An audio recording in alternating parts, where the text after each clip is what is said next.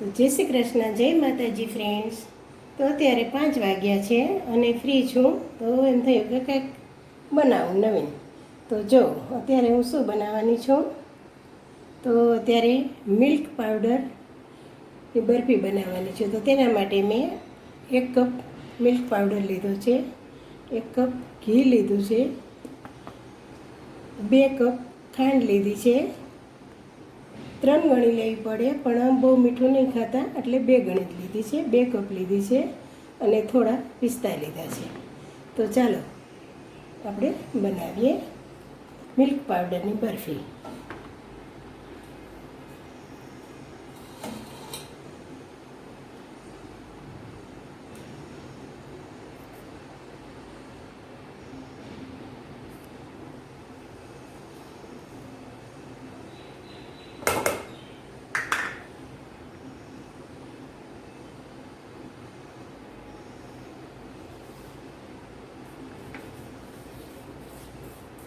તો જો ફ્રેન્ડ્સ, એકદમ જ મસ્ત આપણે પેલો લોટ બાંધીએ એવી રીતે આમ થઈ જવો જોઈએ લોટ. ઓલા હાથે આમ બાંધવાનો સરસ, એકદમ જ આમ. ઘી પાછું જોઈએ તો નાખવાનું, ઘી મારે જોઈએ તો મેં નાખ્યું. પાછું જોશે તો આપણે ઉપરથી નાખીશું. તો જો ફ્રેન્ડ્સ,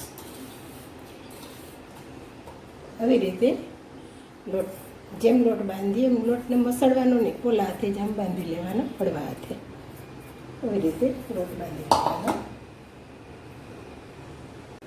તો ફ્રેન્ડ્સ, લોટ આપણો ઘીમાં સરસ મસળાઈ ગયો છે. હવે આપણે ચાસણી કરીશું. ચાલો, તો તેના માટે આ ખાંડ લઈશું.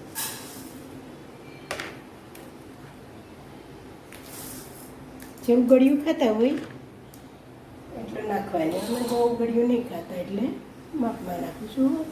1.5 કપ જેવું પાણી લઉં છું. સોરી, 1.5 વાટકી જેવું પાણી લઉં છું.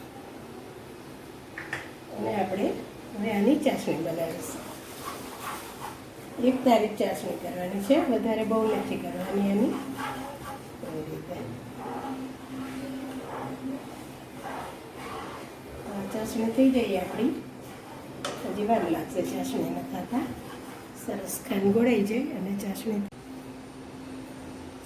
તો ફ્રેન્ડ્સ, જો આપણી ચાસણી સરસ થઈ ગઈ છે. હવે 1 તારીખ થવા દેવાની, વિશેષ જ થવા દેવાની. મસ્ત થઈ ગઈ છે. હવે એમાં આપણે આ મિલ્ક પાવડર નાખી દેવાનો. મસ્ત આ રીતે બધું નાખી દેવાનું અને ધીમે ધીમે આને હલાવવાનું. ગાંઠા ન થઈ જાય એ ધ્યાન રાખવાનું. ના થાય આમ તો ઘી હોય એટલે તો બી ધ્યાન રાખવાનું. ધીમે ધીમે આમ હલાવવાનું. સ્લો રાખવાનું, એકદમ મજા આમ લો રાખવાની. લો ફ્લેમ ઉપર જ કરવાનું. થોડી વાર આમ રહેવા દેવાનું. મસ્ત થઈ જશે.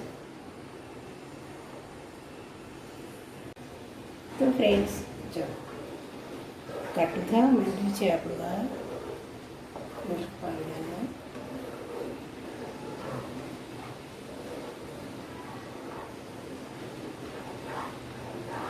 થોડી વાર હજી એને રહેવા દેવાનું, પછી ઠંડુ પડવા દેવાનું અને પછી પ્લેટમાં પિસ્તા નાખી અને પછી પાથરી દેવાનું.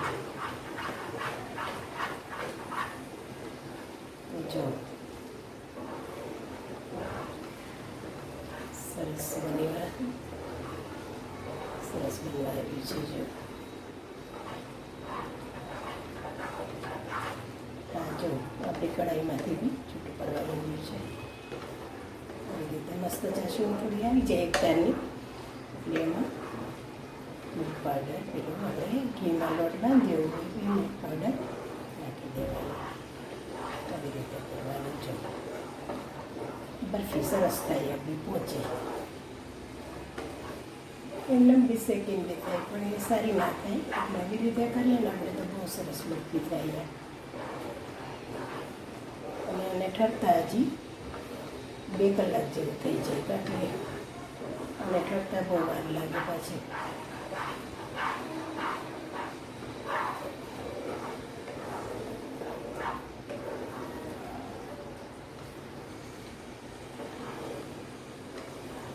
જો ફ્રેન્ડ્સ સરસ થઈ ગયું છે. હવે આપણે એને 5 મિનિટ ઠરવા દઈએ અને પછી આપણે પ્લેટમાં પાથરીએ. તો ફ્રેન્ડ્સ જો આપણે પ્લેટમાં પિસ્તા પાથરી દીધા છે અને હવે આપણું મિશ્રણ ઠંડુ થઈ ગયું છે. સરસ જો ઠંડુ થઈ જાય પછી પ્લેટમાં પાથરી દેવાનું. હવે આપણે આને પ્લેટમાં પાથરી દઈએ.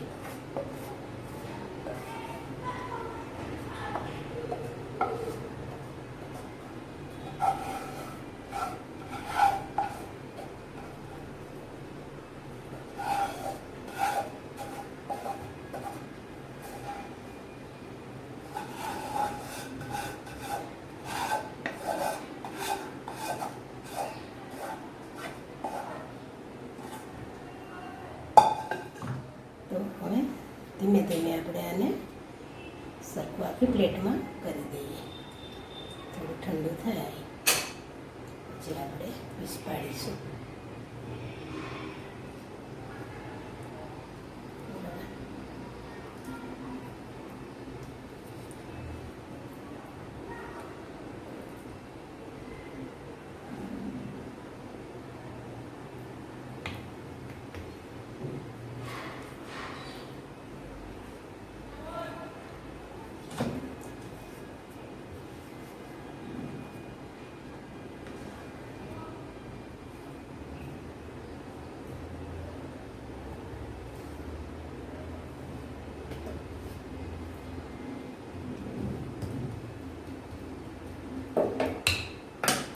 તો ફ્રેન્ડ્સ જો આપણે પ્લેટમાં પાથરી દીધું છે.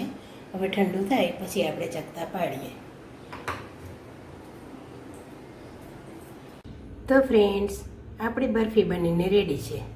મિલ્ક પાવડરની દાણેદાર બરફી. ચલો બરફી ખાવા. કોને કોને ભાવે છે કમેન્ટ કરજો બધા. જય શ્રી કૃષ્ણ.